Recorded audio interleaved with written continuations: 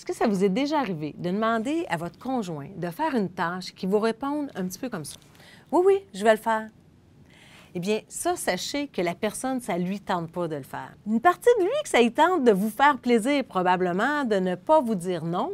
C'est pour ça qu'il verbalise. Mais quand vous voyez la main faire un geste comme celui-là, on appelle ça une main barrière. Dans le fond, c'est pour faire une distance entre vous et l'autre. Donc, ça confirme que la personne n'a pas vraiment envie de le faire. La lecture des incohérences en communication non verbale comme celle-là, ça vous permet d'aller chercher plus d'engagement. Ça vous permet d'amener l'autre personne à exprimer davantage sa pensée. Donc, quand vous voyez un « oui, oui, je vais le faire », vous pouvez simplement lui demander « Est-ce que tu as vraiment le temps? Est-ce que tu as vraiment envie de le faire? » Ça permet à la personne de le faire avec engagement, plutôt que de se sentir dans l'obligation de le faire. Évidemment, il y a d'autres observations que vous pouvez voir qui sont contradictoires. Il y a le oui, oui, je vais le faire avec un petit geste de rejet ou, par exemple, oui, oui, je vais le faire en faisant un signe de non. Mais gardez en tête que le langage corporel exprime plus justement ce que la personne ressent, contrairement au langage verbal qui, lui, est un langage qui est choisi, qui est totalement conscient.